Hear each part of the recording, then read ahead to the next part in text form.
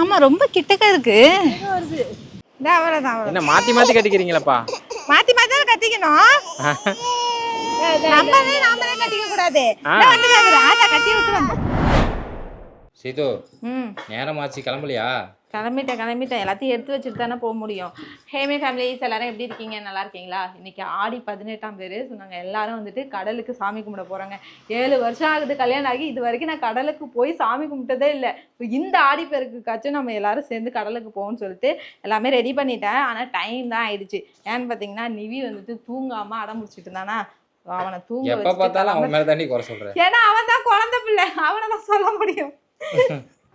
அவன் மட்டும்தான் வாய் பேச மாட்டான். பட் அதனால அவன் மேலதான் குறை சொல்ல முடியும், வேற யாரையும் சொல்ல முடியாது. எல்லாத்தையும் எடுத்து வச்சுட்டு அப்புறம் அங்க போய் மறந்துட்டு இது இல்ல அது இல்லன்னு சொல்லிட்டு என்ன போட்டு சாவடிக்க கூட சொல்றேன். எல்லாத்தையும் எடுத்து வச்சுட்டேன். ஞாபகம் இருக்கா இல்லையா? நெருப்பெட்டி இல்ல அது இல்ல இது இல்லன்னு சொல்லுவேன். எல்லாமே எடுத்து வச்சுட்டேன்டா. ஏன்டா என்னை வேற பயமுறுத்துறீங்க? திவி கிளம்பிட்டேன். திவி ஹாய், நல்லா இருக்கியா? சி நீ நல்லா இருக்கியான்னு கேள்றா. எங்க போறோம்? அவன் இங்க பாரு, மெயின் வந்துட்டு ஆடி பெருக்குலாம் கிடையாது, கடலுக்கு கொண்டு போறாங்க. அதுதான் மெயின் ஹாப்பி அவனுக்கு, தெரியுமா? நம்ம கடலுக்கு வந்தாச்சுங்க, எல்லாத்தையும் எடுத்துக்கிட்டு கடலுக்கு வந்தாச்சு. ஆனா கடல் பக்கம் வந்தாலே ஒரே காத்தா இருக்குல்ல. ஏன்டி இப்படி இருக்க? காத்து வராதடி வேற. காத்து என் முடியெல்லாம் கலக்கிது. அதான் பேய் கொண்ட மாதிரி ஆயிடும் போறதுக்குள்ள. இதோட செகண்ட் டைம் வந்துட்டு கடலுக்கு வர. அவ்வளவுதானே, வேற எதுவும் இல்ல? வேற எதுவும் இல்ல. அந்த பை வேணா, அத பேக் எடுத்துக்கோ. வெயிட்டா இருக்கு. சரி போ. நிவி தங்கம் இருக்கு, எங்கேயோ வந்திருக்கோன்னு ஒரு ஜாலியா இருக்கு. அதுக்கு தாண்டி ஒரே ஹாப்பியா இருக்கு. இந்த பக்கம் ஃபர்ஸ்ட் டைம் கூட்டு வரோம்ல, செமையா இருக்குல்ல இடம்? செமையா இருக்கு. இந்த இடத்துக்கு நம்ம 2வது தடவை வரோம்ல.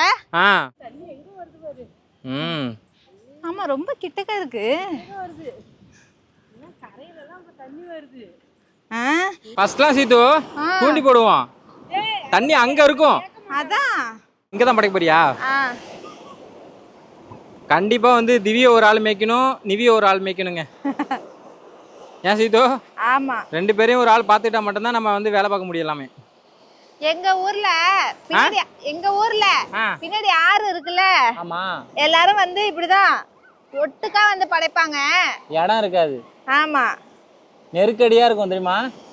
பிள்ளையார் வச்சு அங்க களிமண்ணுல டக்குன்னு புடிச்சிருவாங்க. பிள்ளையாருக்கு சொல்ல வர, இது மணல் இல்ல, கரைஞ்சு போகுது. ஆமாண்டி, அது வந்து கொஞ்சம் நல்லா இருக்கும்ல.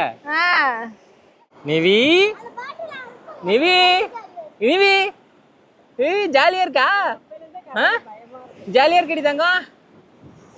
அப்பையில இருந்து பாரு சீது ஆள் எப்படி பாக்குறான் பாரா. அவனுக்கு ஏதோ அதிசயமா தெரியுது, ஏதோ ஒரு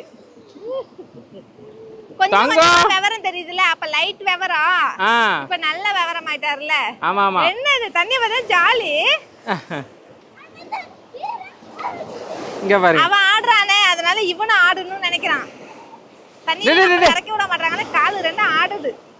உங்களை குளிக்க இப்ப அழைச்சிட்டு வந்தா எங்க பாரு சீத்து. இவனை விளக்கெல்லாம் எடுத்துட்டு வந்திருக்கே, இங்க எரியுமா காத்துல? எரியும். நம்ம அணையாம பாத்துக்க வேண்டியதா, குசி படம் மாதிரி.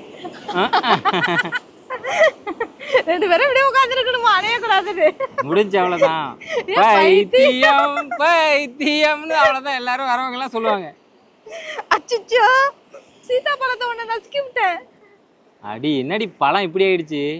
நேத்தி வாங்கினதாடி இப்படி ஆயிடுச்சு. நல்ல நேத்தி பழம் அப்படியே ஃப்ரெஷ்ஷா இருந்துச்சுடி. அது நேத்து, இது மறுநாள் விடிஞ்சிருச்சு. அது பழுக்க வேணாமா? திவிக்கு ரொம்ப பிடிக்கும் சீத்தாப்பழம், அதுக்காகவே பழுத்ததான். எனக்கு ரொம்ப பிடிக்கும் சீத்தாப்பழம். சீத்தாப்பழம் பிடிக்குவா, சீத்தா பிடிக்குவா? ரெண்டுமே பிடிக்கும்.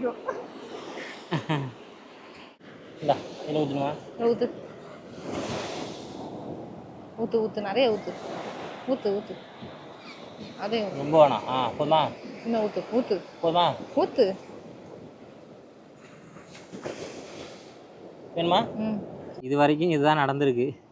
அங்க ஒருத்தன் பின்னாடி வந்துட்டு அப்படியே படுத்து கிடக்குறான். படுத்துட்டானா? இது என்னடா இது? படுத்துட்டு இருக்கான் படுத்துட்டு இருக்கான் பாத்தியா?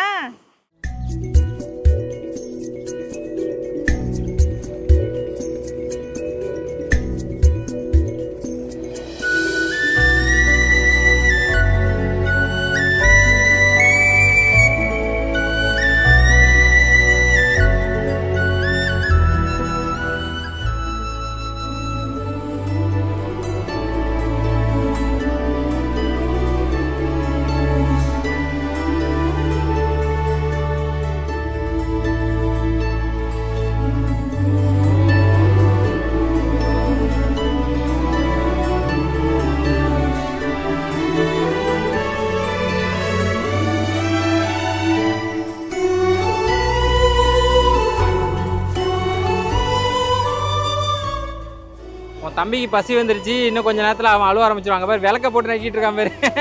விளக்க நக்கிட்டு இருக்கான் பாரு சீத்தவன். இந்த வந்துட்டு தூக்கத்துக்கு தான்டா அழுகுறான், பசிக்கு இல்லடா. தூக்கம். தூக்கமா? மதிய தூக்கம். ஒரு 1/2 மணி நேரம் தூங்கணும்ல.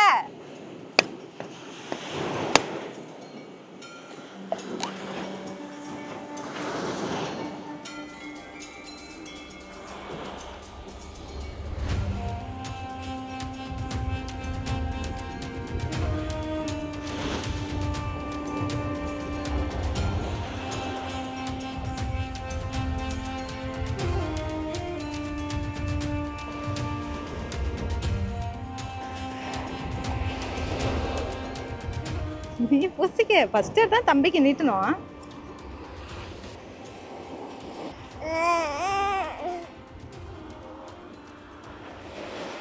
பதினெட்டாம் பேர் கொண்டாடுறதே வந்து எல்லா பிள்ளைங்களுக்கும் இந்த கயிறு கட்டுறதா. சீத்து இது ஒண்ணு தெரியுமா? இந்த 18ஆம் பேர் அப்ப மட்டும் உங்க ஊர்ல எல்லா வீட்லயும் வந்து கயிறு கட்டுவாங்களே, அப்ப எனக்கு நீ கட்ட மாட்டியான்னு சொல்லிட்டு ஒரு ஏக்கமா இருக்கண்டி. அப்ப என்னடா எல்லாரும் கட்டுறாங்க, நமக்கு மட்டும் யாரும் வந்து கட்ட மாட்டாங்களேன்னு சொல்லிட்டு நீ கட்ட வருவேன்னு சொல்லிட்டு நினைச்சிட்டு இருப்பேன் நான். எங்க நான் வெளியில போக மாட்டேன் எங்கேயோ. கழுத்துலயா கையிலையா? ஒத்தையில போடுங்க. இந்த ஒரு கயிறுக்காக தான் நான் ரொம்ப வந்துட்டு ஏங்கிட்டு இருப்பேன் சின்ன பிள்ளையில. ஆமா, ஆடி 18 வந்தாலே நீனுமா? நானும் தான். அது சீத்தாலாம் கட்டி விட்டுட்டு இருக்குன்னு ஓ அப்ப எங்க நம்ம வீட்டுக்கு வர கட்டுறதுக்குன்னு சொல்லிட்டு அந்த மாதிரி நினைச்சிட்டு இருப்பேன். கடைசியில பார்த்தா யாரும் வர மாட்டாங்க. அடா போங்கடா, நல்லா ஏமாத்திட்டீங்களான்னு நினைச்சுப்பேன். இவனுக்கு இங்க கட்டுறீங்க, வாயில வச்சிருவான். வாயில வச்சிருவான். இவனுக்கு என்ன பண்ணிடணும், கழுத்துல கட்டி விட்டுற வேண்டியதான். ஆமா, அவ்வளவுதான். என்ன மாத்தி மாத்தி கட்டிக்கிறீங்களப்பா? மாத்தி மாத்தி தான் கட்டிக்கணும். நாமளே கட்டிக்க கூடாது. ஆட்டா கட்டி விட்டு வந்துடும். வந்துட்டேன். வாங்க வாங்க வாங்க வாங்க வாங்க வாங்க வாங்க வாங்க வாங்க வாங்க.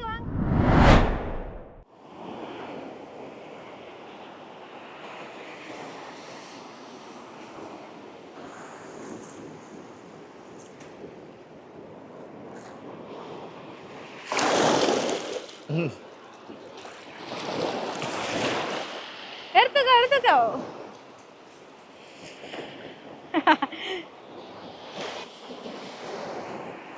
இந்தாமா.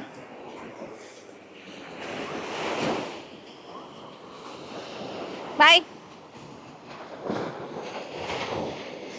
சாமி கும்பிட்டாச்சு, கிளம்பலாமா? போலாம். எள்ளு, தேங்காய், பொட்டுக்கடலை, பச்சரிசி, வெல்லம் எல்லாமே போட்டதுல காப்பரிசி. சூப்பரா இருக்கு. எல்லாத்தையும் பொறுக்கிட்டாங்க தண்ணியில விட்டதெல்லாம். அந்த பாப்பா கொடுத்தோம். பொறுக்கியான அந்த பாப்பாட்ட தான் கொடுத்தான்.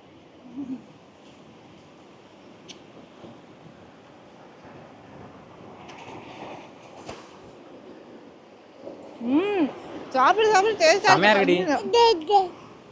திரும்பி எடுத்து வந்து வந்தாலும் பாக்குறேன்.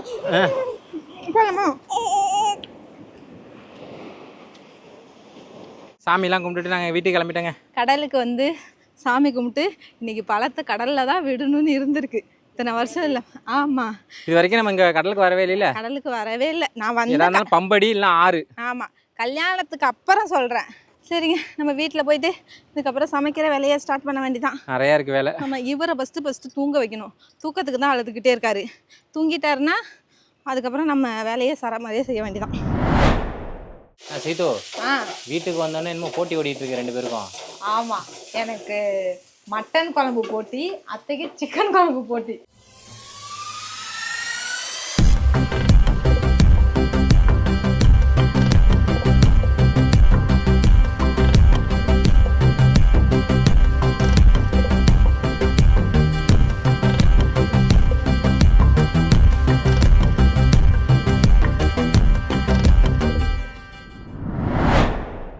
ஆடிப்பெருக்குக்கு நேற்று கடலுக்கு போய் சாமியெல்லாம் கும்பிட்டுட்டு வீட்டுக்கு வந்து வரும்போதே நிவி தூங்கிட்டான். சரி, அவனை கொண்டு வந்து தொட்டிலில் போட்டுட்டு நான் சமைச்சிக்கிட்டு இருந்தேன். அத்தையும் நானும் சேர்ந்து தான் சமைச்சிட்டு இருந்தோம். சமைச்சிட்டு இருக்கும்போதே வந்துட்டு நிவி கொஞ்சமாக சினுங்க ஆரம்பித்தான். அதுக்கப்புறம் ஆட்டி விட்டுட்டு நாங்கள் வேலையை பார்த்துட்டு இருந்தோம்.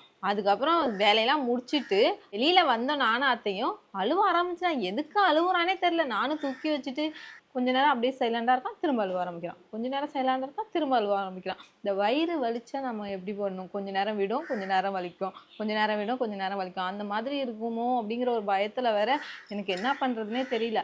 அதுக்கப்புறம் அத்தை என்ன சொல்லிட்டாங்க, வெளியில் போயிட்டு வந்தோம்ல, அந்த கடலுக்கு போயிட்டு வந்தோம்ல, அது கூட அவனுக்கு ஏதாவது சேட்டை பண்ணியிருப்போம், மாமாவும் அதான் சொன்னாங்க, வெளில போயிட்டு வந்ததுனால சேட்டை பண்ணியிருக்கலாம் அப்படின்னு சொன்னாங்க. சரி நம்ம எதுவாக இருந்தாலும் பரவாயில்ல, ஃபஸ்ட்டு போயிட்டு வேப்பிலை அடிச்சுட்டு அங்கேருந்து நம்ம ஹாஸ்பிட்டல் போயிடுவோம்னு சொல்லிட்டு உடனே கிளம்பிட்டோம். அந்த அன்னைக்கு சமைச்சு வச்சுட்டு அப்படியே கிளம்பிட்டோம். கிளம்பி போயிட்டு வேப்பிலை அரைச்சிட்டு அதுக்கப்புறம் போயிட்டு ஹாஸ்பிட்டல் போனால் ஃபஸ்ட்டு சீர்காழியில் ஒரு மகப்பேறு டாக்டர் இருக்காங்க. அங்கே போய் கேட்டதுக்கு இப்போ தான் டாக்டர் பார்த்துட்டு போனாங்க, திரும்பலாம் வரமாட்டாங்க அப்படின்னு சொல்லிட்டாங்க. அதுக்கப்புறம் என்ன பண்ணுறதுன்னு தெரியாமல் நாங்கள் எப்போயுமே ரெகுலராக பார்க்குறவங்க சண்டே மட்டும் ஈவினிங் லீவ், அவங்க வரவே மாட்டாங்க. அப்புறம் என்ன பண்ணுறதுன்னு தெரியாமல் அப்புறம் மருதவாணன், சீர்காழியில் மருதவாணன் இருக்கார், எங்கள் நேரம் அவங்க இருந்தாங்க. அதுக்கப்புறம் ஒரு பொண்ணுக்கிட்ட சொன்னேன்னே எனக்கு பயமாக இருக்குது, ரொம்ப அழுதுகிட்டே இருந்தான். மூச்சே அவனால் விட முடியல, மூச்சு விட முடியல, தேம்பி தேம்பி அழுததில் தொண்டையெல்லாம் கட்டி போச்சு. என்ன பண்ணுறதுன்னு தெரியாமல் அதுக்கப்புறம் அந்த பொண்ணுகிட்ட சொன்னோன்னா கொஞ்சம் நேரம் நாங்கள் வெயிட் பண்ணோம். கொஞ்சம் நேரம் தான் வெயிட் பண்ணோம். அதுக்கப்புறம் டாக்டர்கிட்ட அனுப்பிட்டாங்க. அனுப்பினோன்னே டாக்டர் சொன்னாங்க, இந்த மாதிரி காதுகிட்டலாம் தொட்டு பார்த்தாங்க. காதுகிட்டலாம் எந்த பெயினும் இல்லைம்மா, காதில் ஏதாவது பூந்து இருந்தால் கூட குழந்தைங்க அழுவோம் அப்படிங்கிறதுனால தொட்டு பார்த்தாங்க. அப்புறம் வாயெல்லாம் செக் பண்ணி பார்த்தாங்க, வயிற்றையும் அமுக்கி பார்த்தாங்க.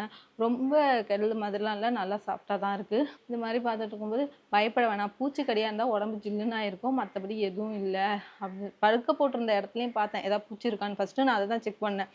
அதில் எதுவும் இல்லை. அதுக்கப்புறம் தான் வந்து நானே கொஞ்சம் தெளிவாக இருந்தேன். ஏன்னா ஏதாவது கடிச்சிருந்தா கூட இதுக்கு அழுகிறதுக்கு வாய்ப்பு இருக்குன்னு சொல்லிட்டு செக் பண்ணிட்டு தான் அதுக்கப்புறம் கூட்டிகிட்டே போனேன் ஹாஸ்பிட்டலுக்கு. அதனால் ஒன்றும் இல்லை, வயிற்றுல தான் வந்துட்டு ஏதாவது செரிமானம் ஆகாமல் இருந்திருந்தா அந்த பிள்ளைங்க இப்படி அழுவும். நீங்கள் பயப்படாதீங்க, நான் மருந்து கொடுத்துருக்கேன், ரொம்ப அழுதா மட்டும் ஒரு அதிக அழுவைக்கான ஒரு மருந்து கொடுத்தாங்க, அழுதா மட்டும் கொடுங்க அப்படின்னு சொன்னாங்க. அதுக்கப்புறம் வந்த உடனே அந்த மருந்தை கொஞ்சமாக கொடுத்தேன். காரில் வரும்போதே கொஞ்சம் நேரத்தில் தூங்க ஆரம்பிச்சிட்டான். அப்புறம் வீட்டுக்கு வந்தோடனே எழுந்திருக்க ஆரம்பிச்சிட்டான். அதுக்கப்புறம் கொஞ்சம் மருந்து கொடுத்ததுக்கப்புறம் அப்படியே கொஞ்சமாக தெளிவாக ஆரம்பித்தான். அப்புறம் அவன் சிரித்ததுக்கப்புறம் தான் எங்களுக்கு மனசே, நாங்களே ஃப்ரீயானோம். அவன் சிரிக்காத வரைக்கும் எனக்கு திவி வந்துட்டு முன்னெல்லாம் அழுதுகிட்டே இருப்பான். அவன் வந்துட்டு ஃபீடிங் கிடையாது அவனுக்கு, தாய்ப்பால், அதனால அவன் அழுதுகிட்டே இருப்பான். அது வந்து சும்மா சும்மா அழுகுறான், ஏதோ வயிறு வலிக்குதாங்கிறது தெரியும். இவன் 11 மாதம் ஆயிட்டு இது வரைக்கும் அப்படி அழுததே கிடையாது. நேற்று அழுதா மாதிரி நான் என்றைக்குமே பார்த்ததே கிடையாது. அதை பார்த்தோன்னே எங்களுக்கு ஒன்றுமே சொல்ல முடியல. மூச்சுலாம் ஒரு மாதிரி போகுது. ஏதோ ஓம தண்ணி கொடுப்போன்னு பார்த்தா ஓம தண்ணி வாங்கவே மாட்றான். நேற்று நான் படாத 4 கிழமை அதுமா இப்படி ஆகணும்னு நான் எதிர்பார்க்கவே இல்லை. நாங்கள் எல்லாரும் ஒரு உடஞ்சிட்டோம் நேற்று.